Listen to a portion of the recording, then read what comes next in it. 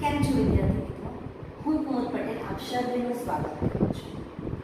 આપણે આજે જોવાના છે ધોરણ 12 નું કાવ્ય. ત્રીજું કાવ્ય છે જે છે દમયંતી સ્વયંવર. આપણે આગળના વિડિયોની અંદર એના બે ભાગ જોયા છે. બે ભાગની અંદર એમ જોવા જઈએ તો આપણે ત્રણ ભાગની અંદર આ કાવ્યને ડિવાઈડ કરી છે. તેમાંના બે ભાગની અંદર આપણે જોયું તો કે દમયંતીના સ્વયંવર છે. ભીમક રાજાની જે પુત્રી છે દમયંતી, એનું સ્વયંવર યોજાયું છે અને દમયંતી જેની સાથે લગ્ન કરવા ઈચ્છે છે એ નળ રાજા, બરાબર છે. કારણ કે હંસ દ્વારા એને કહેવામાં આવ્યું છે કે આખા પૃથ્વી ઉપર અથવા ધરા ઉપર એક જ રૂપાળો પુરુષ અથવા તો નળ રાજા કરીને જે રાજા છે એ તારા યોગ્ય છે. એટલે એને મનથી તો વિચારી જ રાખ્યું છે કે હું નળ રાજા સાથે લગ્ન કરીશ. એટલે સ્વયંવરમાં વરમાળા લઈને જ્યારે પહોંચે છે ત્યારે જુએ છે કે 5-5 નળ એને દેખાય છે. એટલે થોડી ભયભીત થઈ જાય, ગભરાઈ જાય છે કે હવે હું કયા નળને વરમાળા આપું. પિતા પાસે આવે છે તો પિતા એને જણાવે છે કે તને ફક્ત એકલીને જ કદાચ 5 નળ દેખાય છે, બીજા કોઈને 5 નળ દેખાતા નથી. કદાચ એ દેવતાઓ હોઈ શકે જે તારી સાથે લગ્ન કરવા ઈચ્છે છે, માટે અહીંયા આવ્યા હશે એવું જણાવે છે. અને કીધું છે એક ઉપાય બતાવ્યો, રસ્તો બતાવ્યો કે તું ઓળખી શકે કેવી રીતે દેવતાઓને, તો કે એમના સ્વચ્છ વસ્ત્રો હશે, એમના આંખના પલકારા ન મારે, અને એમ કહે છે કે આકાશ તરફ મુખ કરીને ઊભા હશે એ દેવતાઓ હશે. આટલું સાંભળીને તરત જ દમયંતી ક્યાં જાય છે? પેલા નળ રાજા જ્યાં ઉપસ્થિત છે ત્યાં જાય છે. નળ રાજાને ઓળખી કાઢે છે. પરંતુ ત્યાં થાય શું છે કે જે 4 દેવતાઓ છે ઇન્દ્ર, અગ્નિ, વરુણ અને યમ, એકબીજાની આગળ આવીને પોતાની દમયંતીને કહે છે કે હું નળ રાજા છું, લાવ મને વરમાળા પહેરાવીને પોતાના કંઠને એ આગળ કરે છે. હવે થાય શું છે કે ત્યારે પણ દમયંતી ગભરાઈ જાય છે. એટલે બધા એકબીજાને શ્રાપ આપે છે. એનાથી આખા સભામાં એ હસીનું પાત્ર થાય છે. ઇન્દ્રને આ વાતનો ખ્યાલ આવે છે એટલે તરત એ લોકો એકબીજાના શ્રાપને ફોક કરે છે. આ જ્યારે બધી વાત ચાલે છે ત્યારે દમયંતી એમને એમના પિતાનું નામ પૂછે છે. નામ પણ એક જ નીકળે છે. અને તે સમયે નારદજી ઇન્દ્રાણી સહિત 4 દેવતાઓની નારને લઈને ત્યાં હાજર થાય છે. ત્યાં દેવતાઓને પણ લાગે છે કે આ નક્કી આ કામ નારદનું છે. અને તે સમયે ઇન્દ્રાણી અને 4 દેવતાઓની જે નારી છે એ નારીને જોઈને દમયંતી કહેવા લાગે છે કે તમે તો મારા પિતા સમાન છો, હું તમારી પુત્રી સમાન છું. એટલે આ બધી વાત કરે છે ત્યારે દેવતાઓને રિયલાઇઝ થાય છે અને એ લોકો પોતાના પ્રત્યક્ષ રૂપમાં હાજર થાય છે અને નળ રાજાને વરદાન આપે છે. હવે એક દેવ, અહીંયા 4 દેવ છે, 4 દેવ 4 વરદાન, 2 વરદાન આપે છે. એટલે કુલ મળીને ત્યાર પછી 8 વરદાન નળ રાજાને મળે છે. અને ત્યારબાદ દમયંતીને પણ એક વરદાન મળે છે કે તારા હાથ અમૃત સવ્યા થજો. એટલે કે તું કોઈ પણ મૃત વ્યક્તિને સ્પર્શ કરીશ તો તું એને જીવનદાન અથવા તારા હાથ થકી એને જીવનદાન મળશે. આટલું કહી ત્યાં ઉપસ્થિત બધા એમની આપતા સ્વાગતા કરે છે દેવોની, અને વિમાનમાં બેસીને એ સ્વર્ગ તરફ જાય છે. અને ત્યાર પછી તરત જ હરખાઈ ગયેલી દમયંતી નળ રાજાને વરમાળા આરોપે છે. આપણે અત્યાર સુધીની આટલી કવિતાને જોઈ છે, આખ્યાન ખંડને જોયો છે. હવે પછી શું થાય છે એ આપણે હવેના કાવ્યમાં જોવાનું રહે છે. તો ચાલો મિત્રો હવે આપણે આગળની કાવ્યને જોઈએ. તો જો અહીંયા શું કીધું છે? સાધુ રાજા સર્વ રહ્યા અવ દેખવા ઉઠીને ગયા, વર કન્યા પરણિયા રીત કરી, ભીમકે પહેરામણી ભલી ભરી. હવે અહીંયા શું કહે છે? સાધુ રાજા સર્વ રહ્યા. હવે દેવતાઓ વિમાનમાં બેસીને સ્વર્ગે પહોંચી ગયા. દમયંતી હરખાઈને નળના ગળામાં વરમાળા આરોપે છે. પછી ત્યાં સભા મંડપમાં કોણ રહ્યું? તો સાધુ રાજા સર્વે રહ્યા અદેખા. એટલે જે લોકોને ગમતું નથી એવા લોકો ત્યાં અદેખા, અહીંયા શબ્દ આપ છે અદેખવા. એટલે અદેખા જે લોકો છે તે ઉઠીને ત્યાંથી જતા રહે, જેને નથી ગમતું તે ઊભા થઈને જતા રહ્યા છે. વર કન્યા પરણિયા રીત કરી. હવે શું કહે છે? ત્યારબાદ દમયંતી ને નળ રાજા જે છે રીત કરી એટલે કે વિધિ સાથે, વિધિ સહિત એ લોકો ત્યાં લગ્ન થાય છે. ભીમકે પહેરામણી. હવે દમયંતીના જે પિતા છે, પહેરામણી શબ્દ અહીંયા આપેલો છે. તો પહેરામણીનો મીનિંગ શું થાય કે કે વર પક્ષ જે છે એના જે સગા વહાલા અથવા વરને બધાને જ પહેરામણી અથવા તો જે બક્ષિસ અથવા ભેટ આપવામાં આવે છે એને કહેવામાં આવે છે પહેરામણી. તો અહીંયા ભીમક રાજા જે છે એના પુત્રીના લગ્ન થાય છે ત્યારે બધાને પહેરામણી કરે છે.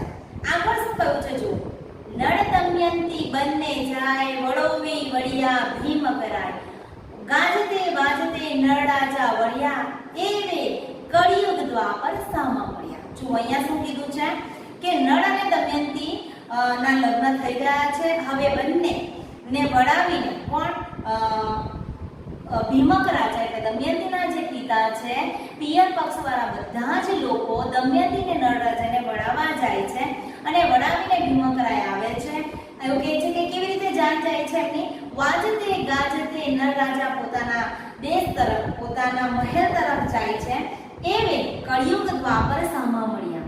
એ જ્યારે જતા હોય છે ત્યાં રસ્તામાં કળિયુગ અને દ્વાપર સામા મળ્યા. કળિયુગ એટલે શું કે આપણે જે યુગો કહીએ છીએ આપણા જે પરંપરામાં અથવા પ્રાચીન યુગથી કહેવાયું છે કે દ્વાપરો યુગ હોય, ત્રેતા યુગ હોય છે, કળિયુગ હોય, તો તેમાંનો ચોથો જે યુગ છે એને કળિયુગ કહેવામાં આવે છે અને ત્રીજો જે યુગ છે એને દ્વાપર યુગ કહેવામાં આવે છે. એટલે કળિયુગ અને દ્વાપર બંને સામા મળે છે.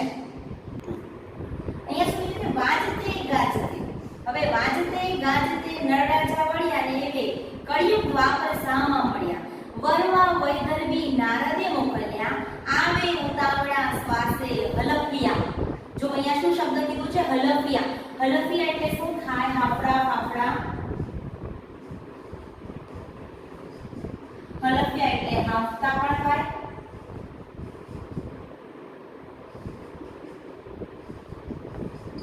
હાફડા ફાફડા. હવે અહીંયા શું કીધું છે કે કળિયુગ અને દ્વાપર યુગ એટલે સામે મળે છે. તો નારદે એમને મોકલ્યા છે કોની સાથે લગ્ન કરવા માટે, તો દમયંતી સાથે લગ્ન કરવા માટે મળે છે. એટલે લોકો બહુ જ ઉતાવળા આવી રહ્યા છે. ક્યાં, તો દમયંતી સ્વયંવર જ્યાં ભીમક રાજાએ યોજ્યો છે ત્યાં આવી રહ્યા છે. એટલે એમના શ્વાસ પણ હાફે છે. અથવા અહીંયા હાફલિયા જે શબ્દ વાપરેલો છે કે બહુ ઉતાવળે આવી રહ્યા છે એટલે હાફલિયા હલફાયાનો શબ્દ મીનિંગ એવો થશે હાફતા હાફતા અથવા તો હાફડા ફાફડા બંને થઈ શકે છે. ઓકે, શું કીધું, કોણ આવે છે, કળિયુગ અને દ્વાપર યુગ. જોજો, બેઠો મહર્ષિ ઉપર કળી કાળ, કંઠે મનુષ્યના શિશની વાળ, કરવા કાતું લો શણગાર, શિશ સગડી ધીકે અંગાર. જુઓ અહીંયા આપણે વર્ણન કરેલું છે કળીકાળ. કળીકાળ કેવા દેખાય છે એનું વર્ણન આપણને અહીંયા બતાવેલું છે. બેઠો મહિષ. મહિષ એટલે શું થાય, જો મહિષ એટલે થાય પાટ, બરાબર છે. પછી આ શબ્દ વાપરેલો છે કળીકાળ. કળીકાળ એટલે શું થશે, કળિયુગ. પછી અહીંયા કીધું છે શિશની. શિશ એટલે થશે માથું. માળ, અહીંયા શબ્દ આપેલો છે માળ એટલે થશે માળા. શું થશે, માળા. પછી અહીંયા કીધું છે કાતું. હવે અહીંયા કાતુંનો મીનિંગ શું થાય,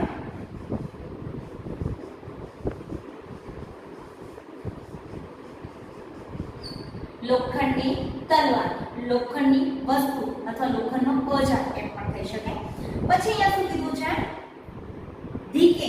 ધીકે એટલે બહુ જ ધગધગતો. અંગાર એટલે કોલસો પણ થઈ શકે અથવા તો અગ્નિનો જે કોલસો જે અંગાર બને છે તે.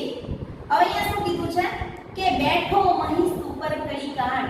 જે કળિયુગ છે તે ક્યાં બેઠો છે, તો કે પાડા ઉપર બેઠો છે. એના કંઠની અંદર મનુષ્યના શિશની એટલે કે માણસના માથાનું હાડપિંજર એના ગળામાં માળા સ્વરૂપે લટકે છે. બરાબર છે. શું કીધું છે કે એને મનુષ્યના શિશની મનુષ્યના માથાની માળા પહેરી છે. કરમાં કાતું, એના હાથમાં લોખંડની તલવાર છે અથવા તો કાતું જ શબ્દ એના માટે વાપરવામાં આવે છે કે મહર્ષિ પર બેઠેલા જે કળીકાળ છે એના હાથમાં હંમેશા કાતું એટલે તલવારની લોખંડ હોય છે એટલે કે લોહ શણગાર.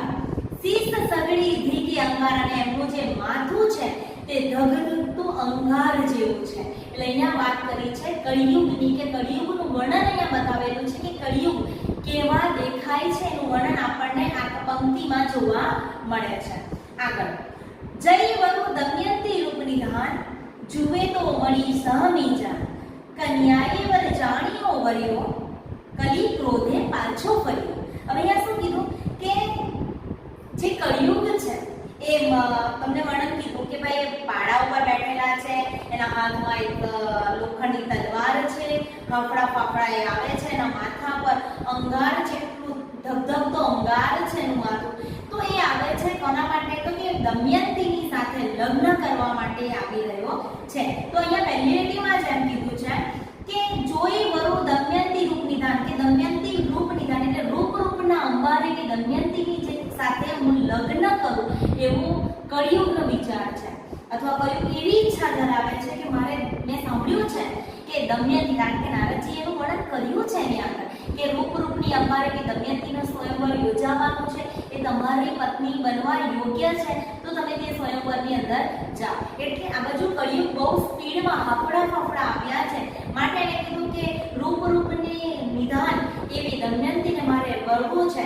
પણ જુએ તો જતા છે રસ્તામાં જ એને સામી એટલે સામે, અહીંયા સામી શબ્દ વાપર્યો છે, તળપદો છે કે એને સામી જાન મળે છે. કન્યાએ મને જાણ્યો વર્યો, કે એને જાણી લીધું છે કે કન્યા એટલે કે દમયંતીએ વર નક્કી કરી દીધો છે, અથવા તો એની સાથે એના લગ્ન થઈ ચૂક્યા છે, કેમ કે સામી જાન મળે છે. તો વર અને કન્યા બંને સાથે જોવા મળે છે, નક્કી થઈ જાય છે કે એને તો લગ્ન કરી લીધા છે. કલી ક્રોધે પાછો ફર્યો, અને ત્યાંથી કળિયુગ છે એ ગુસ્સામાં આવીને ત્યાંથી ફરી પાછો જતો રહે છે. અહીંયા સુધીની વાત આ પંક્તિમાં આપણને કરી છે. જો હવે આગળની પંક્તિમાં શું કરવું છે? જો નડી હું પરણવા દીધો નહીં, તો આજથી લાગુ પૂથે થઈ, નર રાજા આવ્યો પૂર વિશે, કર રાજ્ય નારી શું સુખે. હવે અહીંયા શું કીધું છે કે અહીંયા કળિયુગ પાછો તો ફર્યો, પણ મનની અંદર એનો ગુસ્સો જે છે માટે બોલે છે કે જો નળે હું પરણવા દીધો નહીં, નળ રાજાએ મને દમયંતી સાથે લગ્ન થવા દીધા નથી, તો આજથી હું એની પાછળ લાગી જઈશ. કળિયુગ શું કહે છે કે આજથી હવે એનો વિનાશ કરવો એ મારું ધ્યેય છે. કેમ? તો કે ભાઈ એના લગ્ન દમયંતી સાથે નળના લીધે થયા નથી, માટે કળિયુગ આવો વિચારે છે કે આજથી હવે મારે એની પાછળ લાગી જવું. આજથી લાગુ એટલે લાગી જવું, પૂથે એટલે પાછળ. હવે અહીંયા નળ રાજા છે, એ નળ રાજા આવ્યો પૂર વિશે, એ પોતાના નગરમાં જ્યાં લઈને આવે છે, અને એમ કહેવાય છે કર રાજ્ય નારી સુખે, અને એમ કહેવાય છે કે એના રાજ્યમાં એ પોતાની પત્ની સહિત સુખેથી જીવન વ્યતીત કરી રહ્યો છે. આગળ શું કીધું છે જુઓ, ભોગવે ભોગ નાના વિધ પેર, સ્વર્ગનું સુખ પામે ઘેર, પ્રભુ પત્નીને વધ્યો પ્રેમ, સાચવે તે બહુ સત્યને. હવે અહીંયા જુઓ એમના સંસારની વાત કરી છે કે ભાઈ નળરાજા જ્યારે નગરમાં આવે છે, પોતાની પત્ની સહિત અને પોતાની પત્ની સહિત સુખેથી જીવન જીવે છે. પછી એમ કીધું છે કે ભોગવે ભોગ નાનાવિધ એટલે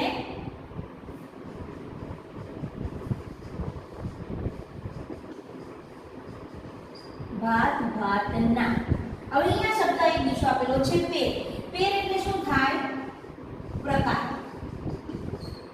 જો અહીંયા તમને શું જણાવ્યું છે કે ભાઈ ભોગવે ભોગ નાનાવિધ પેર એટલે વિવિધ પ્રકારના ભોગો, અથવા તો એમને જે આનંદ મળે છે એ આનંદ અથવા ભોગ ભોગવે છે. કેવા? તો કે જેમ સ્વર્ગનું સુખ પામે છે. આપણે બધાને એમ છે કે સ્વર્ગમાં બહુ જ વધારે પ્રમાણમાં આનંદ છે, એ પ્રકારનો આનંદ નળ રાજા અને દમયંતી પોતાના જ ઘરે, અહીંયા શબ્દ આપણે સ્વર્ગનું સુખ પામે છે, એ જે સ્વર્ગનું સુખ છે એ અહીંયા પોતાના જ ઘરની અંદર એવો પામી રહ્યા છે. તો અહીંયા એવું કીધું છે કે પ્રભુ પત્નીએ,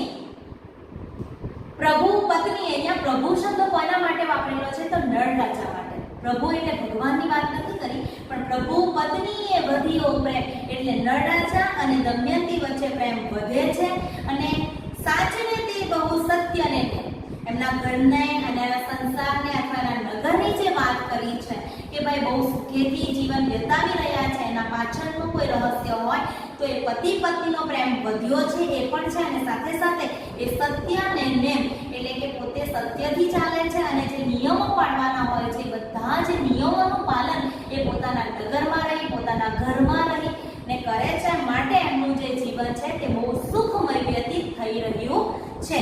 પછી અહીંયા શું કીધું છે? ચારે વર્ણ પારે કુલ ધર્મ ચાલે અજ્ઞાધિકનું કર્મ, તેમે કલજુગનું ચાલે નહીં, હીંડે છોડી જોતો જહી તહી. હવે અહીંયા શું કીધું કે ચારે વર્ણ પાડે કુલ ધર્મ. કુલ ધર્મ એટલે શું થાય જુઓ.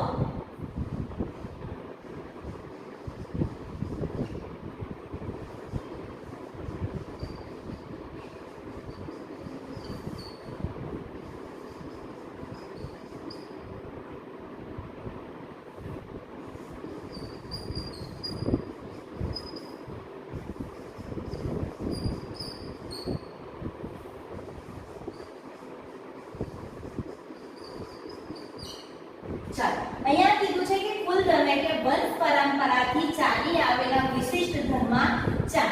એટલે કે જે કુળ પરંપરા છે એ કુળ પરંપરા પ્રમાણે એ લોકોના પૂર્વજોથી માંડીને જે રીતે યજ્ઞ આદિનું કાર્ય થતું રહે છે એ નળ રાજા પણ પોતાના રાજ્યની અંદર કરી રહ્યા છે, પોતાના ઘરે કરી રહ્યા છે. એટલે કે ચારે વર્ણ પાડે, ચારે વર્ણમાં જે પ્રમાણે કુલ ધર્મ એટલે કુળ ધર્મમાં જે વિશિષ્ટ પ્રકારના ધર્મ આચરણ છે એનું પાલન એ લોકો કરી રહ્યા છે. પછી બીજું કીધું છે અને સાથે સાથે યજ્ઞાદિકનું કર્મ, યજ્ઞ હવન કથા જે કાંઈ કરવાનું હોય છે બધું જ નળ અને દમયંતી પોતાના કુળ ધર્મને ધ્યાનમાં રાખીને કરી રહ્યા છે. તે સમય કહે છે તેમે કલયુગનો ચાલે નહીં, કારણ કે જ્યાં ધર્મ યજ્ઞ આદિ હવન કથા જ્યાં ચાલે છે ત્યાં કળિયુગ નું કાંઈ જ ચાલતું નથી. કહેવાય છે ને કે કળિયુગને બીજાના શરીરમાં પ્રવેશ કરવો હોય ને તો આપણું મન કાં ખરાબ હોવું જોઈએ, કાં આપણા થોડા વિચલિત હોતા હોવા જોઈએ, અથવા આપણે કદાચ ધર્મના માર્ગે ન હોઈએ તો કળિયુગ આપણા અંદર તરત જ પ્રવેશ કરી શકે છે. પણ અહીંયા કળિયુગને અથવા કહેવાય ને કે રાજા સાથે ને બદલો લેવો છે નળ રાજા સાથે, પણ એ કોઈ પણ રીતે, કારણ કે એ બહુ સત્યથી ચાલે છે, નિયમોનું પાલન કરે છે, પૂર્વની જે પરંપરા છે એને સાચવે છે, યજ્ઞ આદિના કર્મો કરે છે. માટે એમ કહેવાય છે કે કળિયુગનું કશું ચાલતું નથી. એ જ્યાં ત્યાં ફક્ત ફાફા મારે છે. કોને બદલો લેવા માટે? નળ રાજા સાથે બદલો લેવા માટે એ ફાફા મારી રહ્યો છે, પણ કશું એનું ચાલી શકતું નથી. હવે આગળની પંક્તિમાં આપણને શું કહ્યું છે જુઓ. નગર કૂથે પેરા બહુ ખાય પણ સત્ય આગળ પ્રવેશ ન થાય, સહસ્ત્ર વર્ષ વહીને ગયા દમયંતીને બે બાળક થયા. હવે અહીંયા શું કીધું કે જે કલિયુગ છે, કલિકાલ છે, એ શું કરે છે એના નગરની આજુબાજુ, કોના નગરની આજુબાજુ? તો નળ રાજાનું જે નગર છે, જે રાજ્ય છે એની આજુબાજુ એ બહુ ફેરા ખાય છે કે ક્યાંક એવો મોકો મળે કે જેના થકી હું નળ રાજાના શરીરમાં પ્રવેશ કરું, એની બુદ્ધિને ભ્રષ્ટ કરું, કે જેનાથી હું એનો બદલો લઈ શકું. પણ ઘણા પ્રયત્ન કરે છે પણ એમાં એ સફળ થતો નથી. પણ કેમ નથી થતો? તો એ સત્ય વચન છે અથવા સત્યવાદી કોણ છે? નળ રાજા. બીજું કે ઈશ્વરને આરાધ્ય કરે છે, યજ્ઞ આદિ કર્મો કરે છે અને સત્યના નિયમની સાથે હંમેશા ચાલે છે.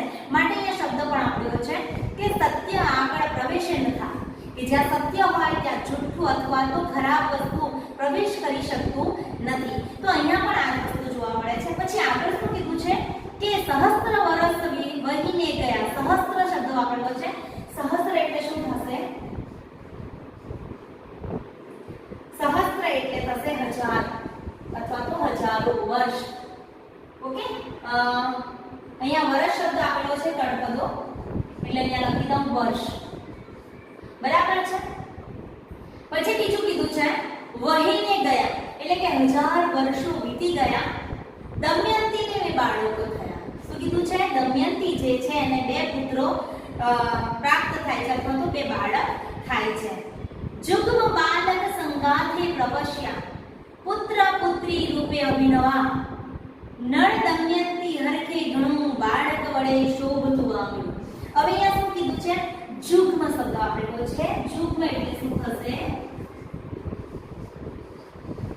જોડકા અથવા આપણે જોડિયા પર શબ્દ વાપરીએ છીએ કે એમને જોડકા બાળકો સંગાથે શબ્દ વાપરેલો છે. જો જુગ્મ બાલક સંગાથે પ્રસવ્યા, પ્રસવ્યા એનો મીનિંગ થશે જન્મ્યા, અને સંગાથે એટલે થશે સાથે. એમને બે બાળકો સાથે જન્મે છે, એક પુત્રી છે અને એક પુત્ર છે.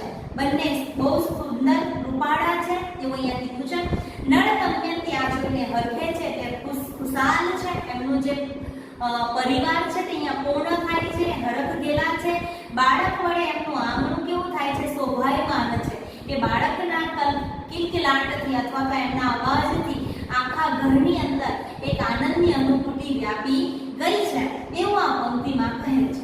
આગળ શું કીધું? એક દિવસ નળ ભૂપાળ મંગાવ્યું જળ, થયું સંધ્યાકાળ, રહી પાણી કોરી ધોતા પાત્ર, કલજુગ પામ્યો વ્યથાનો લાગ. એક વખત એમ થાય છે કે નળ રાજા પાસેથી બહારથી આવે છે અને રાજાએ પગ ધોવા માટે ભૂપાળ શબ્દ આપેલો છે, નળ ભૂપાળ. નળ ભૂપાળ એટલે નળ રાજા. તો નળ રાજાએ જળ મંગાવ્યું, જળ એટલે પાણી મંગાવ્યું, અને તે સમય સંધ્યાકાળ થયો હતો. એટલે સંધ્યાકાળ એટલે સાંજનો સમય હતો. અને પગ ધોતા ધોતા એમની જે પાની છે, પાની એટલે પગનો જે પાછળનો ભાગ છે, એ પગનો પાછળનો ભાગ કોરો રહી જાય છે. ત્યાં પગ બરાબર ધોવાતા નથી, એટલા ભાગ કોરો રહી જાય છે. એટલે અહીંયા કીધું છે કલજુગ પામ્યો પેઠાનો લાગ. આટલું જોઈને કળિયુગ જે છે કે પેલી જે કોરી પાની રહી જાય છે ત્યાંથી એ શું કરે છે કે એને લાગ મળી જાય છે. ક્યાં જવાનો? તો નળ રાજાના શરીરની અંદર પ્રવેશ કરવાનો લાગ પેલા પગની કોરી પાણીની અંદરથી મળી જાય છે. અહીંયા શું કીધું છે? સંધ્યાવદને કીધું રાજન પ્રવેશે કરીનો દેહ સ્થાન, ત્વમ સેજવા સુતા ભૂપાલ સર્વગે વ્યાપ્યો કરીકાર. હવે અહીંયા કીધું છે સંધ્યાવદન કરી, પ્રભુ ભજન કરી અને રાજન, રાજન એટલે રાજા, પ્રવેશ કરીનો તે સ્થાન એટલે જે કલિયુગ છે એણે પગની પાણીથી પ્રવેશ કર્યો. તો હવે શું કહે છે? જ્યાંથી તે સ્થાન એટલે કે પગની પાણીથી એણે જે પ્રવેશ કર્યો છે, તમ સેજિયા સુતા ભૂપાલ, ને રાજા જે છે સેજવા, સેજવા એટલે શું થશે? એટલે પથારી. શું કીધું છે? સેજવા એટલે અહીંયા આપેલું છે પથારી. હવે સુતા ભૂપાલ, ભૂપાલ એટલે રાજા. સર્વગે વ્યાપ્યો કલિકાલ, જેમાં એ પથારીમાં સૂવે છે કોણ? તો કે નળ રાજા. કે તરત જ સર્વગે વ્યાપ્યો કલિકાલ એટલે એમના શરીરના દરેક અંગે અંગમાં કલિકાર પ્રવેશ કરી લે છે. એટલે શું કીધું કે સંધ્યાવદનનો સમય હતો, રાજાએ જળ મંગાવ્યું, એમના પગની પાની થોડી થોડી રહી ગઈ. પગ ધોતા ધોતા તેમાંથી એ લાગ જોઈને કલિકાર એમના શરીરમાં પ્રવેશ કરે છે સંધ્યાવદન કરીને. જ્યારે નળ રાજા શું કહે છે? પથારીમાં સૂતા કે કળિયુગ એના આખા શરીરની અંદર અથવા તો આખે અંગની અંદર પસરી જાય છે. પછી આ વલણ આપેલું છે. વલણનો મીનિંગ શું થાય? ખાસ ધ્યાન આપજો વિદ્યાર્થી મિત્રો કે વલણ એટલે કે હવે પછી ના આખ્યાનની અંદર અથવા તો આગળની કૃતિમાં શું કહેવા માંગ્યું છે એ આપણને આ બે વલણની અંદર આપણને બતાવવામાં આવે છે. જોજો, કલિકાલ વ્યાપ્યો રાયને, ભ્રષ્ટ થયો નૈષદનો ધણી રે, વડે હવે વડનું પિતરાઈને કલી ચાલ્યો પુષ્કર ભણી રે. અહીંયા શું શબ્દ આપ્યો છે કે કલિકાલ જો રાજાના શરીરના અંગે અંગમાં પ્રવેશી ચૂક્યો છે, એના કારણે શું થયું છે? નળ રાજાની જે બુદ્ધિ છે એ કેવી થઈ છે? ભ્રષ્ટ થઈ છે. એટલે નૈષદનો ધણી શબ્દ કેવો વાપરેલો છે? નૈષદનો ધણી એટલે નળ રાજા છે એની બુદ્ધિ ભ્રષ્ટ કરી છે. કોણે? તો કે કળિયુગે એની બુદ્ધિને ભ્રષ્ટ કરી છે. હવે કળિયુગ વિચારે છે કે હવે હું મારો બદલો લઈશ. કઈ રીતે લઈશ? તો એમનો જે પિતરાઈ ભાઈ છે પુષ્કળ, એનો પિતરાઈ ભાઈ છે, એની સાથે હું નળ રાજાની લડાઈ કરાવું, યુદ્ધ કરાવું. આ રીતે કલી જે છે એ કોની લઈ જાય છે? નળ રાજાને પોતાની બુદ્ધિ થકી એના ભાઈ સાથે લડાવવા માટે લઈ જાય છે. અહીંયા વલણ પૂરું થાય છે અને અહીંયા આપણી કાવ્ય પણ પૂરું થાય છે. જો વિદ્યાર્થી મિત્રો આ ત્રણ ભાગની અંદર દમયંતી સ્વયંવર કાવ્યની વિગતે આપણે ચર્ચા કરી, સમજૂતી મેળવી, તો વિદ્યાર્થી મિત્રો મને લાગે છે કે આખ્યાન ખંડની અંદર તમને બરાબરની સમજ અથવા તો જે માહિતી તમને જોઈતી ત્યાં કાવ્યને અનુલક્ષીને વ્યાકરણથી લખીને જે શબ્દાર્થ છે એ બધાની માહિતી તમને મળી હશે. તો હવે ફરી આપણે મળીશું નવા વિડીયો સાથે. ત્યાં સુધી